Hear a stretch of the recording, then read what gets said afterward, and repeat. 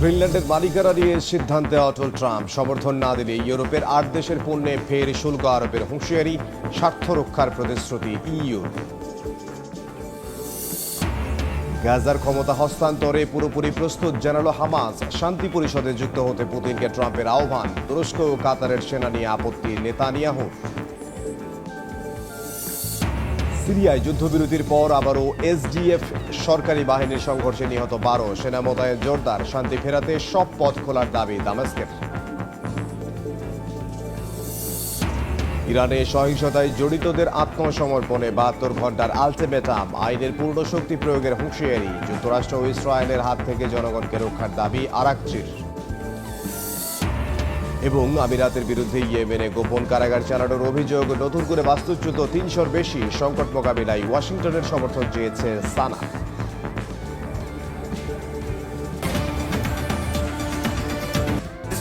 আন্তর্জাতিক সময় শুরুতেই জানাবো দেশের খবর। মহাখালী টি কলোনি মাঠে প্রয়াত সাবেক প্রধানমন্ত্রী বেগম খালেদা জিয়ার রুহের মাগফিরাত কামনায় দোয়া মাহফিলের আয়োজন করা হয়েছে।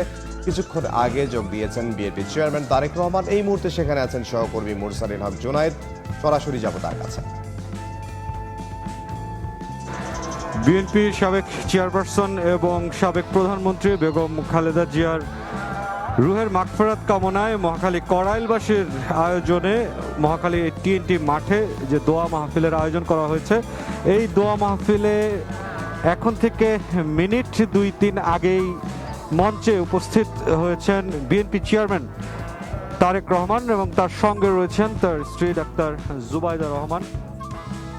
এই এলাকাটিতে যে দোয়া মাহফিলের গুরুত্ব এটি অন্যতম এই অর্থে যে এই আসনের অন্তর্ভুক্ত এই করাইলের যে এলাকাটি রাজধানীর অন্যতম একটি বড় ঘনবসতিপূর্ণ যে বস্তি এলাকা বলা হয়ে থাকে, সেই জায়গাটির পাশেই এখানে উপস্থিত হয়েছেন বিএনপি প্রতিষ্ঠাতা শহীদ রাষ্ট্রপতি জিয়াউর রহমান এবং বিএনপি সাবেক চেয়ারপারসন বেগম খালেদা জিয়ার বড় ছেলে বিএনপির বর্তমান চেয়ারম্যান তারেক রহমান, তার সস্ত্রী। তিনি এখানে উপস্থিত হয়েছেন কিছুক্ষণ আগেই। এখানে এই মুহূর্তে মূলত আসরের নামাজের আজান হচ্ছে, সে কারণে মঞ্চ থেকে যে কোনো ধরনের ঘোষণা আপাতত বন্ধ রয়েছে। তবে মাঠের যে পরিস্থিতিটি এখন পর্যন্ত দেখা যাচ্ছে যে এই মাঠে যে আসন বিন্যাসের যে চেষ্টা করা হয়েছে আয়োজকদের পক্ষ থেকে, এই করাইলবাসীর যে দোয়া মাহফিলের আয়োজক, সেখানে কিন্তু বলা চলে যে মাঠটি কানায় কানায় পরিপূর্ণ হয়ে রয়েছে। এই দোয়া মাহফিলে বেগম খালেদা জিয়ার যে রুহের মাগফিরাত কামনার জন্য মূলত এই আয়োজন। গেল ৩০ ডিসেম্বর রাজধানীর এভার কেয়ার হাসপাতালে ভোর ৬টায় শেষ নিঃশ্বাস ত্যাগ করেন বেগম খালেদা জিয়া এবং তারপর থেকে যে শোকে বিহ্বল পুরো বাংলাদেশ ছিল, সেই তার প্রমাণ যেটি দেখা গেছে বেগম খালেদা জিয়ার যে জানাজা, সেই জানাজা সংসদের সামনে মানিক মিয়া অ্যাভিনিউতে ঐতিহাসিক এক জানাজায় কয়েক লক্ষ মানুষ সেই জানাজায় উপস্থিত হন।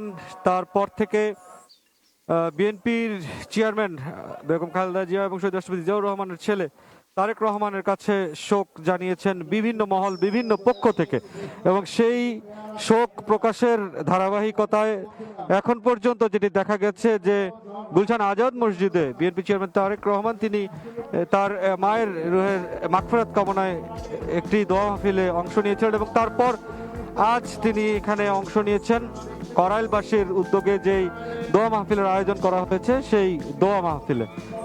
এবং এই জায়গাটিতে দেখা গেছে যে দুপুরের পর থেকে কিন্তু এখানে কোরআন খতমের যে আয়োজন ছিল, যে কর্মসূচি ছিল, সেটি সম্পন্ন হয়েছে এবং এই যে তারেক রহমান তার স্ত্রী ডাক্তার জুবাইদা রহমানকে সঙ্গে নিয়ে মঞ্চে উপস্থিত হয়েছেন। এখানে এখন মূলত যে দোয়া মাহফিলের যে অন্যান্য কার্যক্রমগুলো রয়েছে সেই কার্যক্রমগুলো পরিচালিত হবে। এছাড়াও এখানে বিএনপি চেয়ারম্যান তারেক রহমান উপস্থিত হওয়ায় যে স্থানীয় যেই নেতাকর্মীরা রয়েছেন, এছাড়াও করাইলবাসী অর্থাৎ বস্তিবাসী যারা রয়েছেন, তাদের পক্ষ থেকেও কিন্তু কিছু বক্তব্য এখানে শোনা হবে। সার্বিকভাবে মহাখালী করাইল টি কলোনি সংলগ্ন যে মাঠের সবশেষ পরিস্থিতি ছিল এমন। আমরা যেটি দেখছি যে এই পরিস্থিতিতে যেটি দেখা গেছে মূলত এখানে বিএনপির যে মূল সংগঠন রয়েছে, বিএনপির যে দলটি রয়েছে রাজনৈতিক, তার পাশাপাশি তার যে সহযোগী সংগঠন রয়েছে, সেই সংগঠনের নেতাকর্মীরাও কিন্তু এই এলাকাটিতে উপস্থিত হয়েছেন। কেননা ত্রয়োদশ জাতীয় সংসদ নির্বাচনে বিএনপি চেয়ারম্যান তারেক রহমান যে আসনগুলোতে নির্বাচন করছেন তার অন্যতম ঢাকা 17 আসনের অন্তর্ভুক্ত এই করাইল বস্তি সংলগ্ন যে মহাখালী টি মাঠ রয়েছে, এই অঞ্চলটি ঢাকা 17 আসনের। সেই প্রেক্ষিতে এই দোয়া মাহফিলটি দুই দিক থেকেই অত্যন্ত গুরুত্বপূর্ণ বলা চলে। প্রথমটি যেহেতু সাবেক চেয়ারপারসন বিএনপির এবং সাবেক প্রধানমন্ত্রী বেগম খালেদা জিয়ার রুহের মাগফিরাত কামনায় দোয়াও রয়েছে, পাশাপাশি বিএনপির বর্তমান চেয়ারম্যান যে তারেক রহমান, তারও নির্বাচনী আসন এটি। এই মুহূর্তে পবিত্র কোরআন তেলাওয়াতের মাধ্যমে এই দোয়া মাহফিলের কার্যক্রম আনুষ্ঠানিকভাবে শুরু হয়েছে এবং এখন পর্যন্ত এই ছিল সবশেষ পরিস্থিতি। মহাখালী থেকে সহকর্মী মোরসাল্লিল হক জুনায়েদ।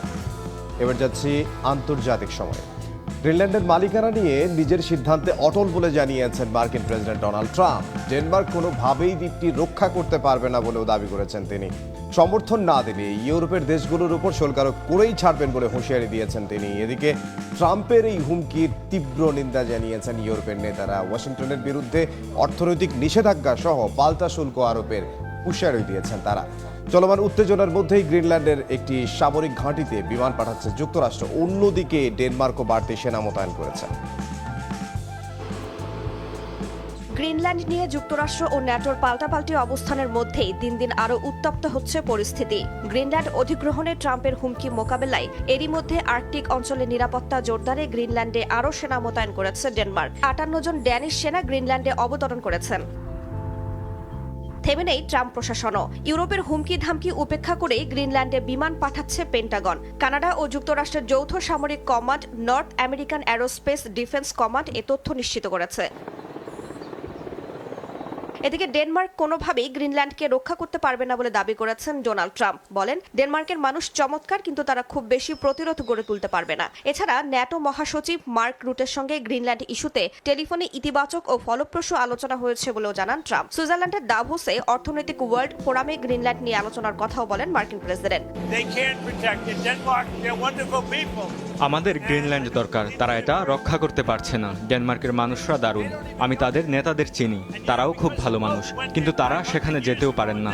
500 বছর আগে একটি নৌকা সেখানে গিয়েছিল, তারপর চলে এসেছে। এতে কোনো সম্পত্তির মালিকানা তৈরি হয় না। একই দিন ট্রাম্প জানান, গ্রিনল্যান্ড অধিগ্রহণে যুক্তরাষ্ট্রকে বাধা দেয়া হলে ইউরোপীয় দেশগুলোর ওপর শুল্ক আরোপের যে হুঁশিয়ারি দিয়েছেন তা তিনি যে কোনো মূল্যে বাস্তবায়ন করে ছাড়বেন। ট্রাম্পের এই ঘোষণার তীব্র প্রতিক্রিয়া জানিয়েছেন ইউরোপীয় নেতারা। ওয়াশিংটনের বিরুদ্ধে অর্থনৈতিক নিষেধাজ্ঞা সহ পাল্টা শুল্ক আরোপের হুঁশিয়ারি দিয়েছেন তারা। এদিকে গ্রিনল্যান্ডের পর এবার চ্যাগোস দ্বীপপুঞ্জের নজর মার্কিন প্রেসিডেন্ট ডোনাল্ড ট্রাম্পের। মরিশাসের কাছে দ্বীপপুঞ্জটি হস্তান্তরে ব্রিটিশ পরিকল্পনাকে সরাসরি চরম বোকামি ও দুর্বলতা বলে সমালোচনা করেছেন ডোনাল্ড ট্রাম্প।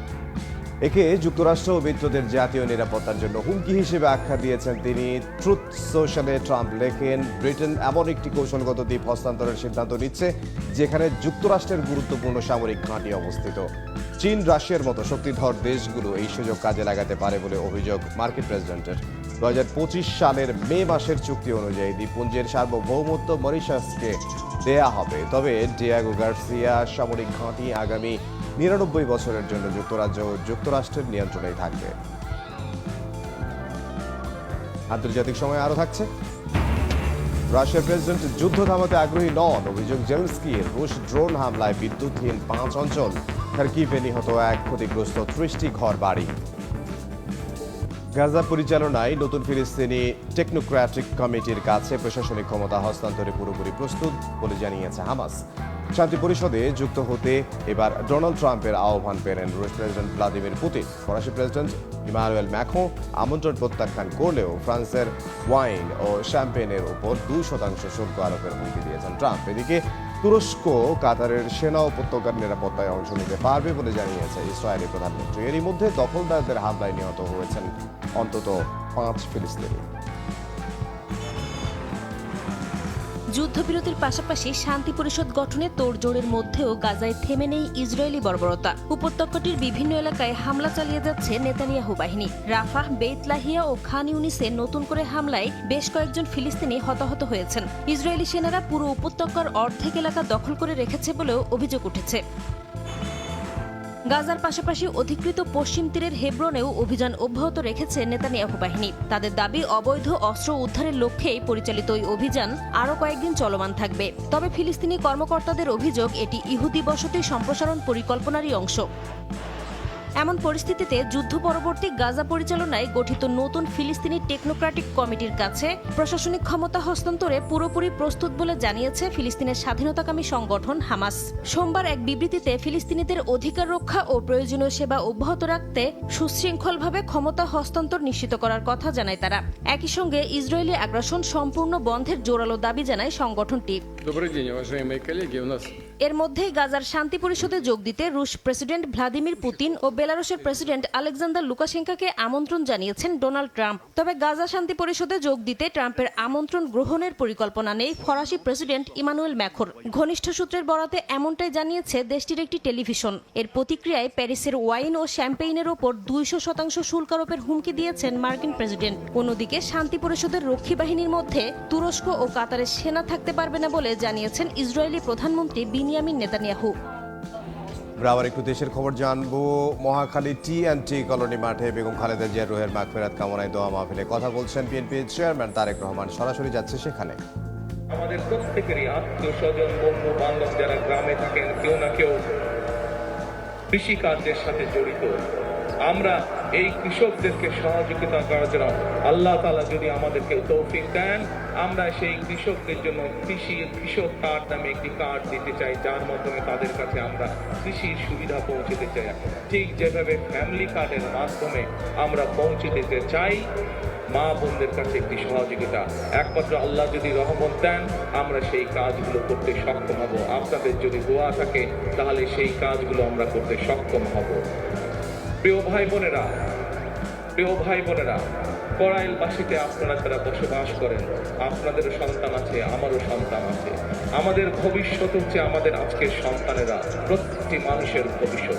আমরা চাই দালানে যে থাকে তার সন্তান যেমন শিক্ষার সুবিধা পাবে, ঠিক একইভাবে করাইল বস্তিতেও যে মানুষগুলো থাকে তাদের যারা সন্তান আছে, তারাও ঠিক ওই দালানের মানুষের সন্তান যেভাবে শিক্ষা ব্যবস্থা পাবে, যেভাবে খেলাধুলা শিখবে, যেভাবে বিদেশি ভাষা বলতে শিখবে, আমরা চাই করাইল বস্তিবাসী যারা আছেন তাদের সন্তানরা একইভাবে বিদেশি ভাষা যাতে শিখতে পারে, তাদের সন্তানরাও যাতে চিকিৎসা পেতে পারে।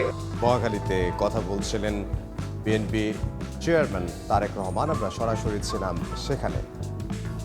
তিনি আরও বক্তব্য দিবেন। তার বক্তব্যের সম্পূর্ণ অংশ দেখতে ভিজিট করুন, চোখ রাখুন সময়জীবী।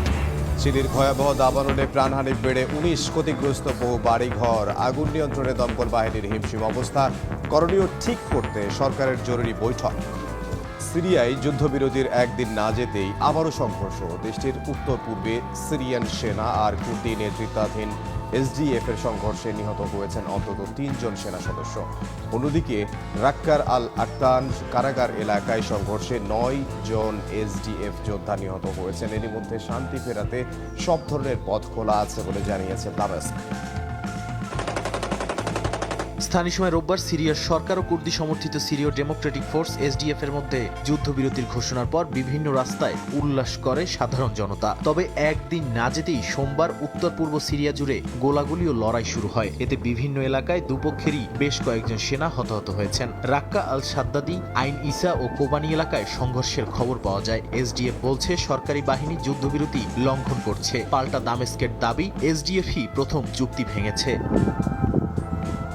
রাক্কার আল আক্তান ও হাসাকার আল সাদ্দাদি কারাগারেও দেখা দিয়েছে ভয়াবহ উত্তেজনা। এসডিএফ বলছে কারাগারগুলোতে হাজার হাজার আইএস বন্দী রয়েছে। একই সঙ্গে সরকার সমর্থিত বাহিনী কারাগারে হামলা চালিয়েছে বলেও জানায় তারা। সরকারের অভিযোগ, এসডিএফ বন্দীদের ছেড়ে দিয়েছে। তবে বন্দীরা ছাড়া পেলে আবারও বড় হুমকি হিসেবে আইএস মাথাচাড়া দিয়ে উঠতে পারে বলে সতর্ক করেছেন বিশ্লেষকরা। এরই মধ্যে সিরিয়ার সরকার শান্তি চায় বলে জানিয়েছে দেশটির স্বরাষ্ট্র মন্ত্রণালয়। তারা জানায় সংঘাত বন্ধের সব ধরনের পথ তারা খোলা রেখেছে। একই সঙ্গে তারা আইএস কারাগারের দায়িত্ব নিতেও প্রস্তুত বলে জানায়। এছাড়া এ নিয়ে যুক্তরাষ্ট্রের সঙ্গে সরাসরি নিরাপত্তা সমন্বয়ের কথা জানিয়েছে দেশটির সরকার। এসডিএফ এর বিরুদ্ধে আইএস বন্দীদের রাজনৈতিক চাপ হিসেবে ব্যবহারের অভিযোগ তুলছে তারা। এদিকে এসডিএফ এর অভিযোগ, সরকার সমর্থিত বাহিনী ধরা পড়া যোদ্ধাদের শিরোচ্ছেদ করে ভিডিও করেছে। এমনকি এটা আইএস এর কায়দায় হত্যা বলেও অভিযোগ করে গোষ্ঠীটি। এছাড়া দেইরা জোর, রাক্কা ও তাপকা এলাকায় মোতায়েন রয়েছে সিরীয় সেনা। আল ওমর তেল ক্ষেত্র ও কনকো গ্যাস ফিল্ড এখন সরকারের নিয়ন্ত্রণে। চেকপোস্ট, কারফিউ ও নিরাপত্তা অভিযান জোরদার হয়েছে। এরই মধ্যে এসডিএফ বলছে, জোর করে অস্ত্র কেড়ে নেওয়া হলে তারা প্রতিরোধ করবে। আমরা আবার একটু মহাখালী টি কলোনি মাঠে যেতে চাই, সেখানে কথা বলছেন বিএনপি চেয়ারম্যান তারেক রহমান। আবারও আপনাদের কাছে দোয়া চেয়ে আমার বাবা শহীদ রাষ্ট্রপতি জিয়াউর রহমান, আমার মা দেশনেত্রী খালেদা জিয়া সহ আমার ভাই এবং আমার পরিবারের জন্য আপনাদের সকলের কাছে, বিশেষ করে মা বোনদের কাছে দোয়া চেয়ে আমার বক্তব্য শেষ করছি। আবারও আপনাদেরকে দোয়া করবেন আল্লাহর কাছে, যাতে যেই কথাগুলো আপনাদের সামনে বলেছি, আপনাদের যেই সমস্যাগুলো আছে, এলাকার যেই সমস্যাগুলো আছে, সেই সমস্যাগুলো যে সমাধান করার জন্য আল্লাহ আমাকে যেন তৌফিক দেন, আল্লাহ যাতে আমাকে রহম দান করেন, এই দোয়াতে, এই প্রত্যাশা করে আপনাদের সামনে থেকে বক্তব্য শেষ করছি। আল্লাহ হাফেজ। আসসালামু আলাইকুম। আমরা সরাসরি ছিলাম মহাখালীতে, সেখানে কথা বলছিলেন বিএনপি চেয়ারম্যান তারেক রহমান। ইয়েমেনে সংযুক্ত আরব আমিরাত গোপন কারাগার চালাচ্ছে বলে অভিযোগ করেছে দেশটির সরকার। এরই মধ্যে এক সপ্তাহে নতুন করে বাস্তুচ্যুত হয়েছে ৩০০-র বেশি মানুষ। সংকট মোকাবিলায় সৌদি আরবের রিয়াদে মার্কিন রাষ্ট্রদূতের সঙ্গে বৈঠকে যুক্তরাষ্ট্রের সমর্থন চেয়েছেন ইয়েমেনের প্রধানমন্ত্রী আল জিন্দানি। দক্ষিণ ইয়েমেনের মুকাল্লা শহরের কাছে আল রাইয়ান বিমান ঘাঁটিতে সংযুক্ত আরব আমিরাত গোপন কারাগার চালাচ্ছে, এমন অভিযোগ তুলেছে সৌদি সমর্থিত ইয়েমেন সরকার। হাদ্রামাউতের গভর্নর সালেম আল খানবাসী সংবাদ সম্মেলনে দাবি করেন, সেখানে মিলেছে বিস্ফোরক ও বুবি ট্রাপ। গভর্নর বলেন, এই তৎপরতা ইয়েমেনে বৈধ সরকারকে সহায়তার লক্ষ্য বা জোটের ঘোষিত উদ্দেশ্যের সঙ্গে সামঞ্জস্যপূর্ণ নয়। তিনি জানান, আমিরাত বাহিনী পরিচালিত বেশ কয়েকটি গোপন কারাগারে নির্যাতনের অভিযোগ নথিভুক্ত করা হচ্ছে। পাশাপাশি দায়ীদের বিরুদ্ধে ব্যবস্থা নেওয়া হবে বলেও জানান তিনি। এদিকে যুদ্ধ ও নিরাপত্তাহীনতার মধ্যে ইয়েমেনের মানবিক পরিস্থিতি আরও ভয়াবহ হচ্ছে। জাতিসংঘের অভিবাসন সংস্থা IOM জানিয়েছে, গত এক সপ্তাহে নতুন করে বাস্তুচ্যুত হয়েছে ৩০০-র বেশি মানুষ। আগের সপ্তাহের তুলনায় যা ৫০%-এরও বেশি। IOM আরও বলছে, সংঘাত, সহিংসতা ও জীবনযাত্রার অবনতির কারণে এই বাস্তুচ্যুতি ইয়েমেনের দুর্বল ত্রাণ ব্যবস্থার উপর বাড়তি চাপ তৈরি করছে। মানবিক সংস্থাগুলো আশঙ্কা করছে, খাদ্য ও স্বাস্থ্যসেবার সংকট আরও তীব্র হবে। এর মধ্যেই রিয়াদে মার্কিন রাষ্ট্রদূতের সঙ্গে বৈঠক করেছেন ইয়েমেনের প্রধানমন্ত্রী আল জিন্দানি। তিনি অর্থনৈতিক স্থিতিশীলতা, মানবিক সহায়তা, নিরাপত্তা সহযোগিতায় আন্তর্জাতিক সমর্থনের গুরুত্ব তুলে ধরেন। মার্কিন রাষ্ট্রদূত আশ্বাস দেন, ইয়েমেনের বর্তমান সংকট মোকাবিলা ও শান্তি স্থিতিশীলতা প্রতিষ্ঠায় ওয়াশিংটন, সানা একসঙ্গে কাজ চালিয়ে যাবে। ইরানে সরকার বিরোধী বিক্ষোভে সহিংসতাকারীদের ৭২ ঘন্টার আলটিমেটাম দিয়েছে দেশটির সরকার। আত্মসমর্পণ না করলে আইন অনুযায়ী কঠোর ব্যবস্থা নেওয়ার হুঁশিয়ারি দিয়েছেন পুলিশ প্রধান। এদিকে সরকারের প্রাণঘাতী দমন পীড়নের জেরে বিশ্ব অর্থনৈতিক ফোরামের সম্মেলন থেকে নিজের নাম বাদ দেয়ায় ক্ষোভ প্রকাশ করেছেন ইরানের পররাষ্ট্রমন্ত্রী আব্বাস আরাকচি। এরই মধ্যে ১২ দিন বন্ধ থাকার পর আন্তর্জাতিক ফোন কল করার সুযোগ পাচ্ছেন দেশটির বাসিন্দারা। গত বছরের ২৮ ডিসেম্বর থেকে বিক্ষোভে উত্তাল হয়ে ওঠে ইরান, যা পরবর্তীতে সরকার বিরোধী আন্দোলনে রূপ নেয়। মসজিদ ভাঙচুর থেকে শুরু করে সরকারি বিভিন্ন প্রতিষ্ঠানেও অগ্নিসংযোগ করা হয়। পুলিশ ও বিক্ষোভকারীদের সংঘর্ষে হাজার হাজার মানুষ হতাহত হন। এ ঘটনায় সোমবার সহিংসতায় জড়িতদের আত্মসমর্পণে ৭২ ঘন্টার আলটিমেটাম দিয়েছে দেশটির সরকার। দাঙ্গায় জড়িত থাকার অভিযোগে অভিযুক্তরা এই সময়ের মধ্যে আত্মসমর্পণ না করলে তাদের বিরুদ্ধে আইন অনুযায়ী কঠোর ব্যবস্থা নেওয়ার হুঁশিয়ারি দেন দেশটির পুলিশ প্রধান আহমদ রেজা রাদান। টানা ১২ দিন বন্ধ থাকার পর দেশটিতে ধীরে ধীরে চালু হচ্ছে ইন্টারনেট সেবা।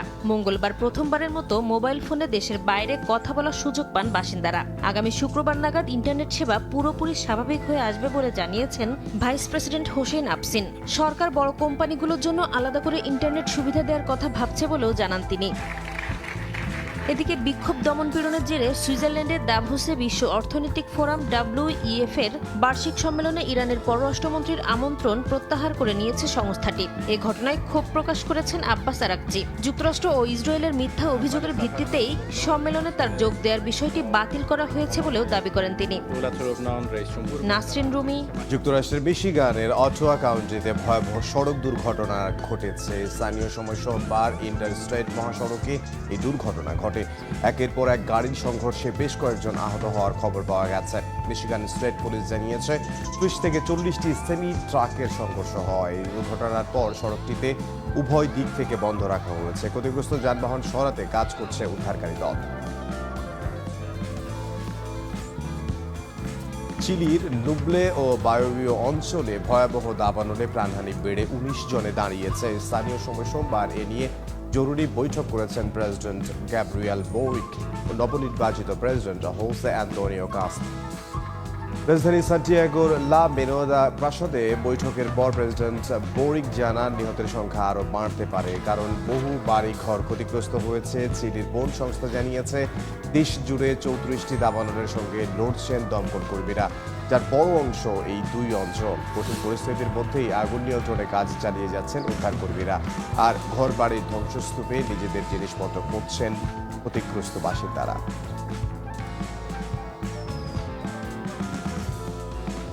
আন্তর্জাতিক সময়ের শীর্ষ সংবাদগুলো জানিয়ে দিচ্ছে আরও একবার।